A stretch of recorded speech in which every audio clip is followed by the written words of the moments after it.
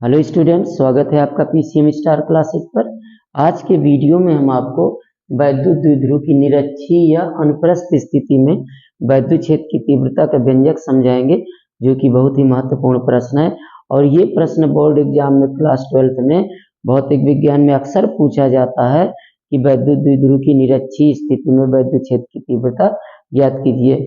कभी अच्छी स्थिति में पूछा जाता है और कभी निरक्षीय स्थिति में, तो आपको ये दोनों प्रश्न तैयार करना है। इससे पिछले वीडियो में मैंने आपको वैद्युत द्विध्रुव की अच्छी स्थिति में वैद्युत क्षेत्र की तीव्रता का व्यंजक समझाया था, और इस वीडियो में हम आपको वैद्युत द्विध्रुव की निरक्षीय या अनुप्रस्थ स्थिति, उसी को अनुप्रस्थ स्थिति कहते हैं, तो निरक्षीय या अनुप्रस्थ स्थिति में वैद्युत क्षेत्र की तीव्रता का व्यंजक समझाएंगे। आइए समझते हैं।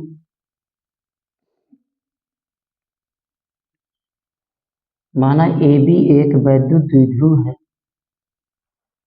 जिसका मध्य बिंदु O है। आप जानते हैं कि वैद्युत द्विध्रुव में एक और क्या होता है, माइनस क्यू आवेश होता है और एक और प्लस क्यू आवेश होता है। ओके, माना वैद्युत द्विध्रुव की लंबाई हम कितना लेते हैं, 2L लेते हैं। तो ये मध्य बिंदु है, तो L इधर रहेगा और L इधर रहेगा। अब मान लीजिए कि वैद्युत द्विध्रुव के मध्य बिंदु O से निरक्षीय स्थिति का मतलब ऊर्ध्वाधर स्थिति में कोई बिंदु P है। यहां से मध्य बिंदु O से मान लिया R दूरी पर, ये डिस्टेंस R है, R दूरी पर एक बिंदु यहाँ पर है P, एक बिंदु P है जिस पर वैद्युत द्विध्रुव के कारण वैद्युत क्षेत्र की तीव्रता ज्ञात करना है। हम क्या करते हैं, इस बिंदु को यहाँ से मिलाते हैं, मिला दिया इधर, और इस बिंदु को भी आपको इधर मिला देना है इस प्रकार से। तो आप देख रहे हैं ये दोनों समकोण त्रिभुज बन रहे हैं। तो समकोण त्रिभुज में आप जानते हैं कि कर्ण का वर्ग बराबर क्या होता है, कर्ण का वर्ग बराबर होता है कर्ण स्क्वायर बराबर आधार स्क्वायर और प्लस लंब स्क्वायर। ओके, ये होता है। तो आप देख रहे हैं आधार L है और लंब क्या R है। तो अगर ये दूरी हम निकालेंगे, कर्ण निकालेंगे, तो ये कितनी आएगी, under root R square plus L square. इतना ये भी आएगी R square plus L square. Okay, अब देखिए प्लस क्यू आवेश के कारण बिंदु P पर वैद्युत क्षेत्र की तीव्रता निकालेंगे। अगर प्लस क्यू आवेश के कारण बिंदु P पर वैद्युत क्षेत्र की तीव्रता, तो उसकी दिशा यूं जाएगी E1। हमने बताया था कि धन आवेश के कारण किसी बिंदु पर वैद्युत क्षेत्र की तीव्रता की जो दिशा होती है उसी दिशा में आगे की ओर होती है। ये प्लस क्यू आवेश के कारण बिंदु P पर जो वैद्युत क्षेत्र की तीव्रता उसकी दिशा यूं जाएगी, और माइनस क्यू आवेश के कारण बिंदु P पर वैद्युत क्षेत्र की तीव्रता की जो दिशा होगी तो बिंदु से आवेश की ओर होती है, तो इसकी दिशा क्या होगी, इस साइड, ये हो जाएगी, ये होगी E2। ओके, अब इसके बाद हम क्या करते हैं कि E1 और E2 को क्षैतिज और ऊर्ध्वाधर घटकों में विभाजित करते हैं। क्षैतिज और ऊर्ध्वाधर घटकों में विभाजित करेंगे इस प्रकार से। यहाँ से क्षैतिज लाइन खींचेंगे, ये मान लीजिए कोण थीटा है, ये दोनों कोण क्या रहेंगे, थीटा रहेंगे। तो आप जानते हैं ये कोण अगर थीटा है तो ये कोण भी क्या आ जाएगा, थीटा आ जाएगा। एकांतर कोण ये थीटा है तो ये भी क्या रहेगा, थीटा। ये और ये दोनों के आपस में समांतर है और ये तिर्यक रेखा काट रही है, तो ये और ये कोण बराबर रहेंगे और ये कोण भी क्या रहेगा, थीटा। ये दोनों कोण क्या हो जाएंगे, थीटा थीटा हो जाएंगे। ओके, अब यहाँ से इस प्रकार से हम ऊर्ध्वाधर लाइन खींचेंगे ऐसे, इसी पर यूं मिलाना है आपको ऐसा। अब हम E1 और E2 को क्षैतिज और ऊर्ध्वाधर घटकों में बांटते हैं। ओके, तो E1 इधर से थीटा कोण बना रहा है। E1 जो है वैद्युत क्षेत्र की तीव्रता E1 है, उसका क्षैतिज से बना कोण थीटा है, उसका क्षैतिज घटक क्या आ जाएगा, E1 cos थीटा। ओके, और ऊर्ध्वाधर घटक क्या हो जाएगा, E1 साइन थीटा। क्योंकि हम जानते हैं कि इस प्रकार अगर मान लीजिए ये कोई बल F है और इधर से थीटा कोण क्षैतिज से बना रहा है, तो जहां से थीटा कोण बनता है उस तरफ उसका घटक क्या होता है, बल F का ये क्षैतिज घटक क्या हो जाएगा, F cos थीटा। इधर से चूंकि इधर से कोण बना रहा, और ऊर्ध्वाधर घटक क्या हो जाएगा, साइन थीटा। इस प्रकार से इसी प्रकार जो वैद्युत क्षेत्र की तीव्रता E1 है उसका क्षैतिज से बना कोण कितना, थीटा है। इसका क्षैतिज घटक क्या हो जाएगा, E1 cos थीटा, और ऊर्ध्वाधर घटक हो जाएगा E1 sin थीटा। ओके, इसी प्रकार E2 को देखिए, E2 भी क्षैतिज के साथ में, E2 का क्षैतिज के साथ बना कोण कितना है, थीटा है। तो E2 का क्षैतिज घटक क्या इधर कार्य करेगा, E2 cos थीटा। ओके, और ऊर्ध्वाधर घटक इसका यूं नीचे की ओर रहेगा, ये क्षैतिज घटक है, इसका ऊर्ध्वाधर घटक यूं जाएगा, ये क्या आ जाएगा, E2 sine theta, sine theta. इस प्रकार से हमने क्या किया, E1 और E2 को क्षैतिज तथा ऊर्ध्वाधर घटकों में हमने तोड़ दिया है। तो इस प्रकार हमारा ये चित्र कंप्लीट हो जाता है। एक बार चित्र फिर से समझ लीजिए। माना AB कोई वैद्युत द्विध्रुव है, ओके, जिसकी लंबाई कितनी है, 2L है, और इसका मध्य बिंदु क्या है, O है।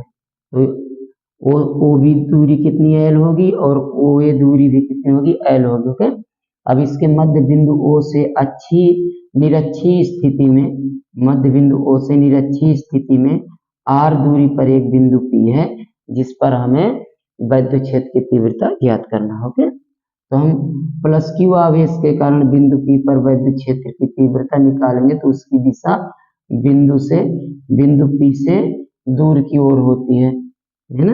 अभी हमने बताया था कि अगर प्लस Q आवेश के कारण किसी बिंदु पर वैद्युत क्षेत्र की तीव्रता निकालें, मान लीजिए ये धन आवेश है इस तरह से, और यहाँ पर बिंदु P है, तो ये धन आवेश के कारण अगर निकालेंगे बिंदु P पर, तो इसी दिशा में जाएगी आगे की ओर। ओके, और अगर ये ऋण आवेश है तो फिर इधर को बिंदु P से ऋण आवेश की ओर होती है। तो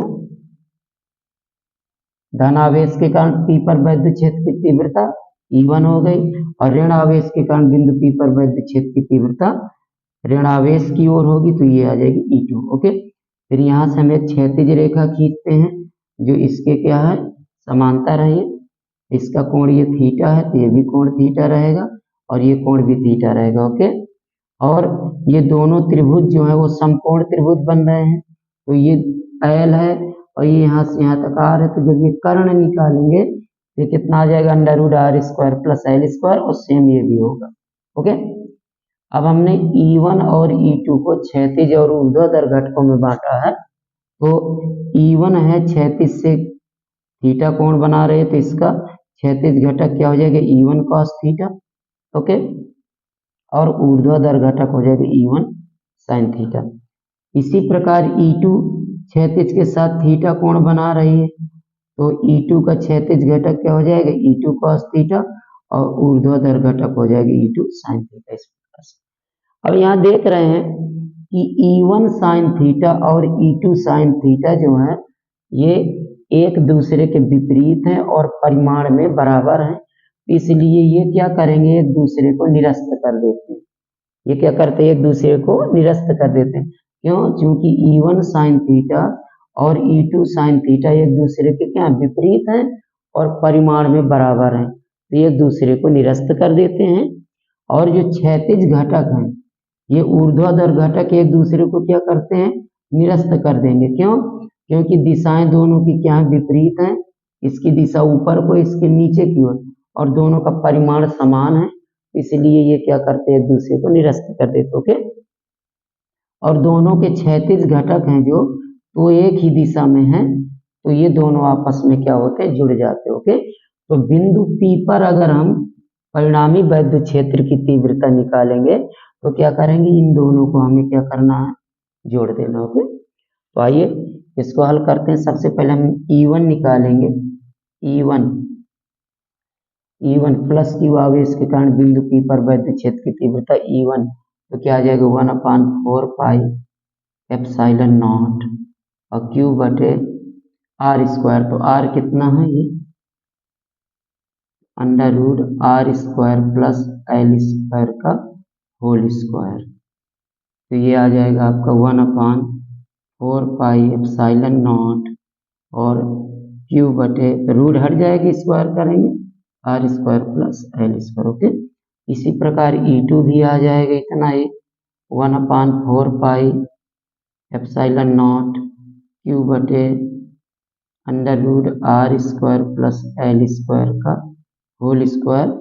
ये भी आ जाएगा सेम 1/4 पाई एप्सिलॉन नॉट और क्यू अपान r² plus L square. Okay, तो बिंदु P पर जो वैद्युत क्षेत्र की तीव्रता होगी, परिणामी वैद्युत क्षेत्र E बराबर वो कितना होगा, इन दोनों के टोटल के बराबर E1 cos theta plus E2 cos theta. E1 cos theta plus E2 cos theta, क्योंकि ये दोनों तो आपस में क्या हो गए हैं, निरस्त हो गए हैं। तो यहाँ से आ जाएगा E इक्वल मान रख देंगे E1 का 1/4 पाई एप्सिलॉन नॉट और क्यू अपान r² plus L square plus E2 का भी और सॉरी यहाँ cos थीटा भी रहेगा, cos theta plus 1/4 pi epsilon not और क्यू अपान r² plus L square cos theta. Okay, तो E इक्वल आ जाएगा, आप देख रहे हैं कि यहाँ 1/4 पाई एप्सिलॉन नॉट क्यू बटे r² plus L square into cos theta और वही इधर लिखा है, तो ये दोनों जुड़ जाएंगे तो आ जाएगा क्या आ जाएगा 1/4 pi epsilon not 2Q cos theta बटे r² प्लस एल स्क्वायर। वही दो बार है तो क्या आ जाएगा 1/4 पाई एप्सिलॉन नॉट और Q cos थीटा क्या 2Q cos थीटा बटे r² plus L square. Okay, इस प्रकार दोनों आपस में जुड़ गए। अब इस त्रिभुज में देखिए, चूंकि cos थीटा बराबर क्या है cos थीटा, इस त्रिभुज में अगर हम लें इसमें ले चाहे इसमें ले, दोनों सेम। cos थीटा बराबर क्या होता है आधार बटे कर्ण। cos थीटा क्या होता है आधार, तो आधार हो गया L और बटे कर्ण, ये कर्ण हो गया तो √r² plus L square. Okay, तो यहां से हम रख देंगे E इक्वल आ जाएगा 1/4 पाई एप्सिलॉन नॉट, यहाँ आ जाएगा 2Q cos थीटा की जगह cos थीटा का पहले यहाँ 2Q और बटे यहाँ क्या था r² plus L square into cos theta का मान आ जाएगा L अपान √r² प्लस एल स्क्वायर। इस प्रकार से हम इसमें क्या करते हैं cos थीटा की वैल्यू पुट कर देते हैं। ओके, अब हम इस चित्र को हटा देते हैं, इसकी हमें कोई जरूरत नहीं है, इस चित्र को हटा दिया। अब आगे इधर करेंगे तो ये आ जाएगा E equal 1/4 pi epsilon not और इसको लिख देंगे हम Q इंटू 2L बटे अब देखिए यहाँ पर r² प्लस एल स्क्वायर की एक घात है, जैसे r² प्लस एल स्क्वायर ऐसे लिख दे कोष्टक में, और यहाँ रूट पे है तो इसका मतलब है r² प्लस एल स्क्वायर की घात 1/2। तो एक घात इसकी है और 1/2 घात इसकी, तो क्या हो जाएगा r² प्लस एल स्क्वायर की घात हो जाएगा 3/2। ओके, तो यहाँ हम लिख देंगे r² प्लस एल स्क्वायर की घात 3/2। ओके, अब हम जानते हैं चूंकि वैद्युत द्विध्रुव आघूर्ण P इक्वल क्या होता है, Q इंटू 12 होता है, तो हम यहाँ पर लिख देंगे E equal 1/4 pi epsilon not, और इसकी जगह क्या हो जाएगा P, तो P अपान R square plus L square की घात 3/2। इस प्रकार से ये वैद्युत द्विध्रुव की निरक्षीय स्थिति में वैद्युत क्षेत्र की तीव्रता का व्यंजक हमें प्राप्त हो जाएगा। और इसमें यदि L square very very less than R square, तो L स्क्वायर को छोड़ने पर L स्क्वायर को हम छोड़ देंगे, छोड़ने पर तो यहाँ से आ जाएगा E equal 1/4 pi epsilon not P बटे, इसको हम छोड़ देंगे L स्क्वायर को, तो क्या आ जाएगा R स्क्वायर की घात 3/2, तो 2 से 2, ये 2 से 2 घात कट जाएगी, तो E इक्वल आ जाएगा 1/4 पाई एप्सिलॉन नॉट और P अपान R क्यूब। तो इस प्रकार वैद्युत द्विध्रुव की निरक्षीय स्थिति में वैद्युत क्षेत्र की तीव्रता का व्यंजक क्या आ गया, E equal 1/4 pi epsilon not P बटे R क्यूब।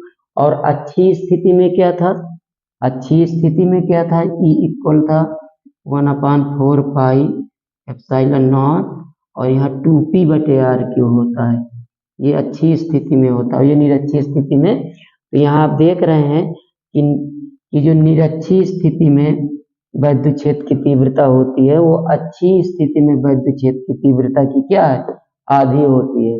ओके, या हम यूं कह सकते हैं कि अच्छी स्थिति में वैद्युत क्षेत्र की तीव्रता निरक्षीय स्थिति में वैद्युत क्षेत्र की तीव्रता की क्या होती है, दोगुनी होती है। तो अगर कोई वैद्युत द्विध्रुव अच्छी स्थिति में है और उसको हम अच्छी से निरक्षीय स्थिति में कर दें, तो उसकी वैद्युत क्षेत्र की तीव्रता क्या हो जाएगी, आधी हो जाएगी। और अगर हम निरक्षीय स्थिति से अच्छी स्थिति में बदल दें तो वैद्युत क्षेत्र की तीव्रता दोगुनी हो जाती है। ओके, तो ये आ गया आपका वैद्युत द्विध्रुव की निरक्षीय स्थिति में वैद्युत क्षेत्र की तीव्रता का व्यंजक। अब इसका भी सदिश रूप पूछ देते हैं, तो सदिश रूप इसका सदिश रूप होता है vector E equal 1/4 pi epsilon not minus vector P बटे R क्यूब, ये रहता है इसका सदिश। माइनस क्यों, क्योंकि वैद्युत द्विध्रुव जो होता है, वैद्युत द्विध्रुव वो सदिश राशि है और उसकी दिशा जो होती है वो क्या होती है, वो वैद्युत द्विध्रुव आघूर्ण, क्योंकि वैद्युत द्विध्रुव आघूर्ण एक सदिश राशि है और उसकी दिशा -q से +q, -q आवेश से +q आवेश की ओर होती है। अब इसमें हमने जब परिणामी निकाला है तो परिणामी हमारा कहाँ को है, +q से -q की ओर आया, क्योंकि परिणामी हमारा इस दिशा में आया है, इसलिए यहाँ पर माइनस आ जाता है। ओके, तो उम्मीद करते हैं कि ये वीडियो आपको पसंद आया होगा, और अगर वीडियो पसंद आया हो तो प्लीज़ इसको लाइक और शेयर जरूर कर दें। धन्यवाद।